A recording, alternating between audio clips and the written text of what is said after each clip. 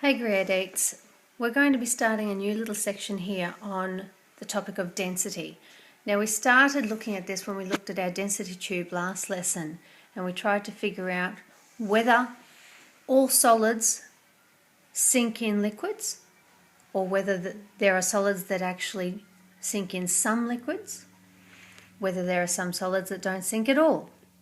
And you can remember from our density tube that we actually had a variety of solids spread out through our different liquids, which makes us question, is our current picture that we have about the density model, where the particles are spread out in liquids and they're all together in solids, how does that fit in with solids that will float in liquids?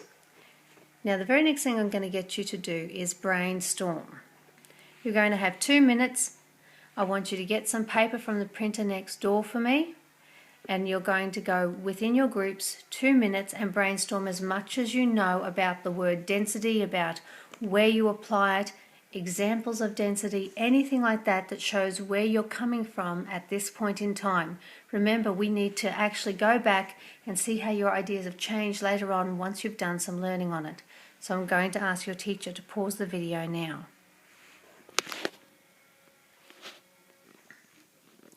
Okay, now that you have done a little bit of brainstorming about density and what you know now, we're going to have a little bit of a think about whether it's accurate, our little model that we know of, or not. So up until now we've been looking at all the different particles, same size. The only difference is in solids they're nicely packed together, in liquids they're spread apart, and in gases they're whizzing all over the place.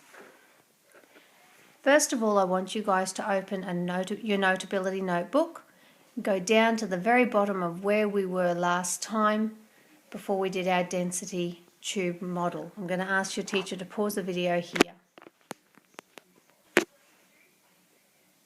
Okay, now once you've done that, if you can direct your teacher over to the experiment that we were doing yesterday, I want her to find the 2 cubes of silver, the nice sticky ones that I've got left on the surface there. Don't worry, they're just covered by glucose syrup.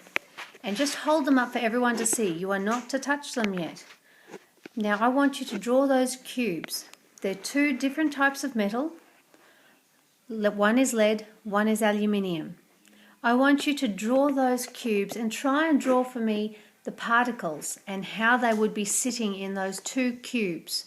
Okay, remember they're both in their solid state. How would you draw the particles? Now, this is what I would like to see to begin with. Something like this.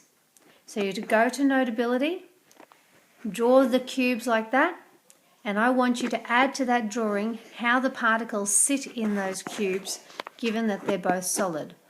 One is aluminium, one is lead. Try and draw them right now. Your teacher will have to pause the video.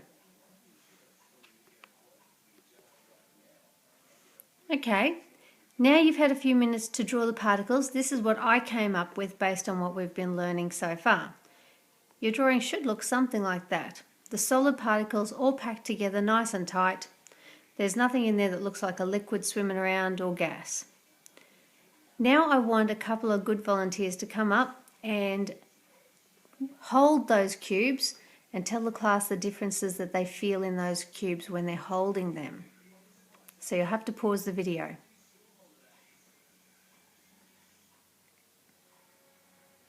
Okay, now that you've had a hold of them, the biggest thing you would have noticed is although they look exactly the same or very close, same size, same volume, but one weighs a lot more than the other. Aluminium's quite light and lead is very heavy. So the question is, are they the same? Are the particles that make them up the same? What is wrong with our drawing? Because according to our drawing, they should basically be the same mass if they're made up of particles that are the same type or size. So we have to have a think. How can we have 2 solid pieces of metal the same size but with different masses? Is our current solid picture metal model enough to explain this? We're going to investigate these 2 metals and see if there's a difference in the particles that they're made up from. Now this investigation is going to take you to a periodic table app that I've introduced the other classes to.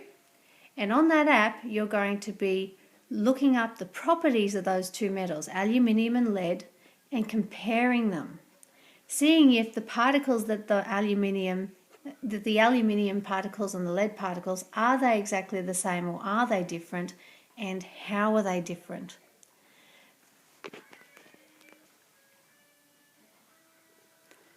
So now that you are going to investigate these, I'm just going to quickly take you through the instructions, and then you're going to skip across to another video that the other classes followed to finish this activity.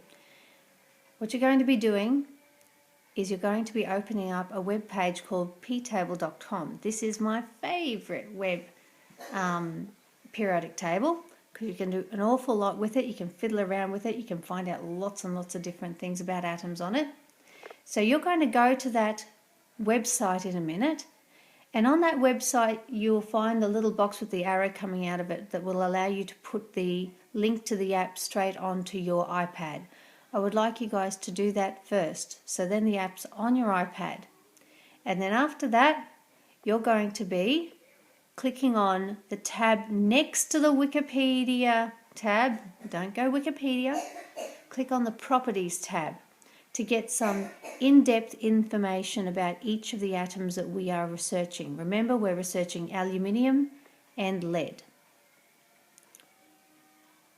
Once you click on that Properties tab, I'm going to ask you to find aluminium and take a screenshot of its properties. Then I'm going to get you to repeat that with lead. Don't worry about inserting it into Notability yet. You're going to repeat it with lead, and you're going to end up with a picture that looks like that. Now the rest of this video is going to be on the other link. Your teacher has already gone through this with 8M today, so she'll be able to switch over to that link and you'll be completing this lesson on that YouTube video. I hope you guys have a great weekend.